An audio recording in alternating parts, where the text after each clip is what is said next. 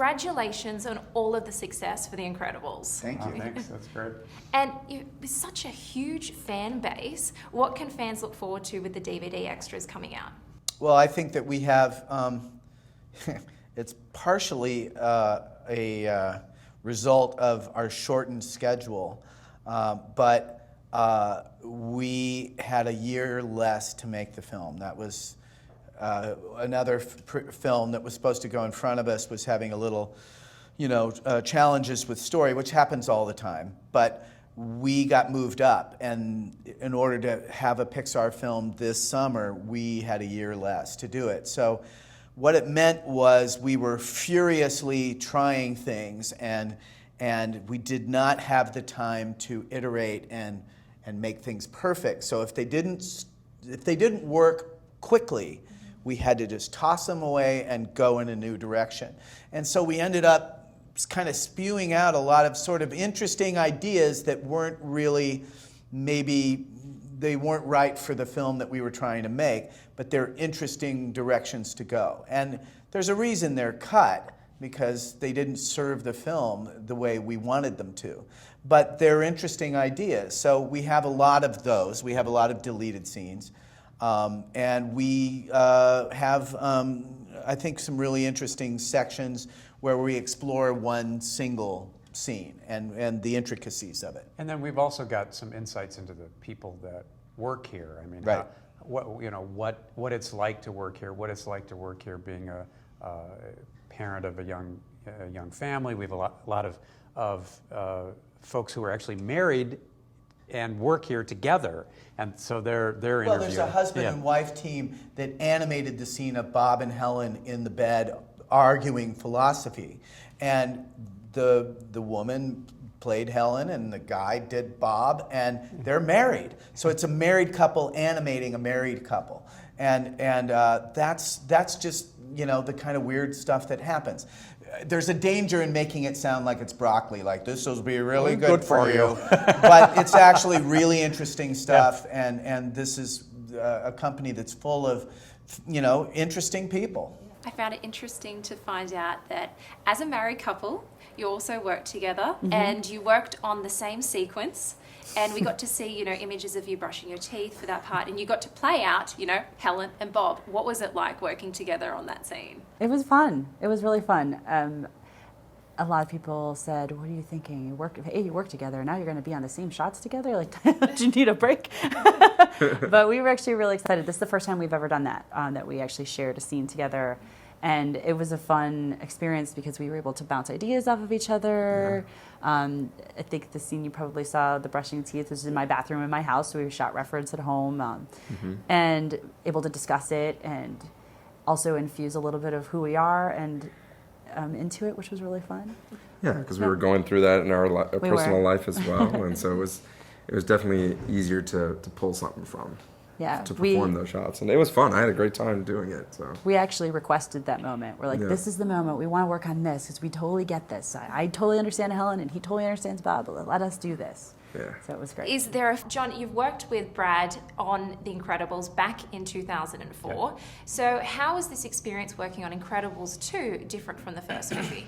Well, we made it faster, right? We made it in 3 years. Technology is way better. Yeah, we made the first one in 4 years. We've also, the people here at Pixar are... It's really 2.5. Yeah, sure. We always argue over this. It's the people here at Pixar have had 14 years to get better. The technology has gotten better. It was actually kind of stunning because we had been off for a few years making Tomorrowland, and when we came back, even in that time, it had improved so much. Look, the next film that I did, and I was starting to go on vacation, and I wasn't intending to be on this film, but I got kind of drafted onto Ratatouille, and that was the next film. There was only one film that we did in between them, and we were accelerating. We did Cars between Incredibles and Ratatouille. So I went from Incredibles to Ratatouille right away. And in the space of time of one movie, which had no humans in it, it was the rigs were way better. In other words, the human characters in Ratatouille, we had advanced a lot. just in that short span of time. So Incredibles was what taught us, really. And one of my favorite things on the DVD is to see more of my favorite character, Edna Mode. And Brad, I know that she sometimes lets you speak on her behalf. So what would she say about the next season of superhero fashion, and what can we expect? The next season of superhero fashion? Well, superheroes are just starting to become legal again, so she would, I think, caution you not to jump the gun. Why do you think the Incredibles franchise has such a huge fan base and has been so successful? Oh, wow. Well, personally, I'm a huge fan as well. So, and not only was I an animator, but the first film, I wasn't here, and so I was a huge fan. And I think, it's got this superhero quality to it. And at the time that the first one came out, there wasn't that many superhero films out there. But it wasn't just the superhero aspect. It was the fact that it was this family, and that they were together, and they were, it was going through the mundane things, but yet they were superheroes as well. And I think that gravitates towards people because, you can see yourself in the characters, and I think that's why a lot of people gravitate towards these films. And the second one is just more of that, and just even bigger. I noticed in the second one how, Violet's hair moves and how, compared to the first movie. So over the years, how has the technology in animation changed, and how did that help you with Incredibles 2? The technology's come very far.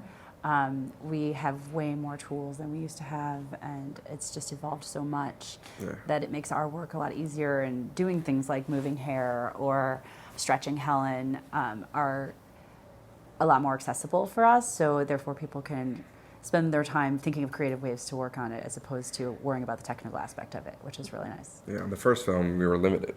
They didn't know hair and cloth and stuff, so now we could do all that fairly easily. I have to ask you this question. We're watching the DVD extras, and I've always had this feeling that the characters kind of look like, you and your wife and the 3 kids. So really? How similar is your family to The Incredibles? Well, for me, it's the movie is, it looks like a super commercial movie because it's superheroes, it's CG animation, it's a sequel. It couldn't be more outwardly commercially designed, and yet for me, it's a very personal movie. These movies are personal because it's not just my wife and my sons, it's also my sisters and my parents. And it's all of that kind of put in this weird candy-colored cartoon form.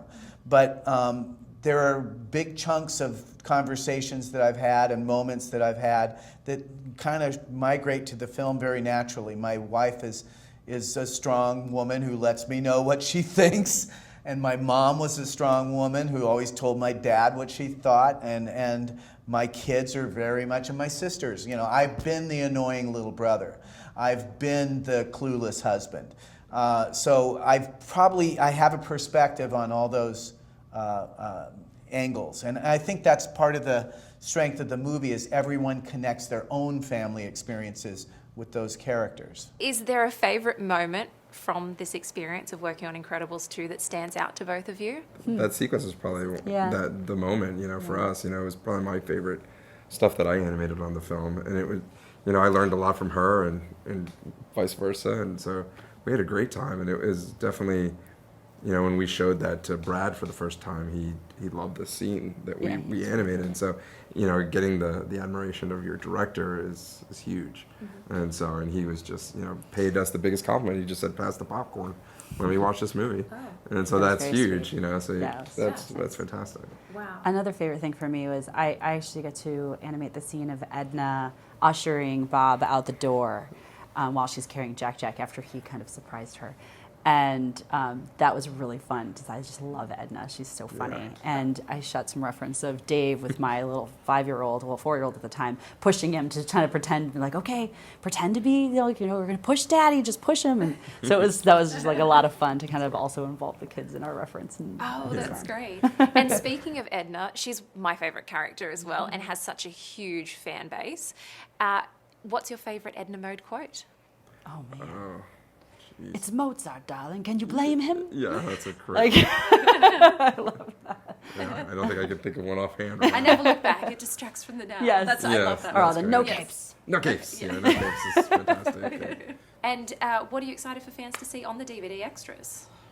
The short. Yeah, the short's fantastic. It's another Edna sequence with Jack, and it's that moment that happens overnight that we don't see in the film. Yeah. When she's with Jack by Babysitting. himself, babysitting. So I think everybody wanted that moment after they saw the film, and it just happened to be that we were doing a short. Yeah. And so I think everyone's gonna love it.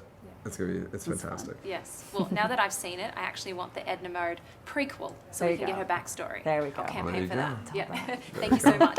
Thank you. It's nice to meet you. It's nice to Lovely meet to you. meet you. Ladies and gentlemen, you're watching Hey You Guys! Hey, you guys, huh? Hey, you guys. Is that from the Goonies? It is indeed, yes. Nice. Hey,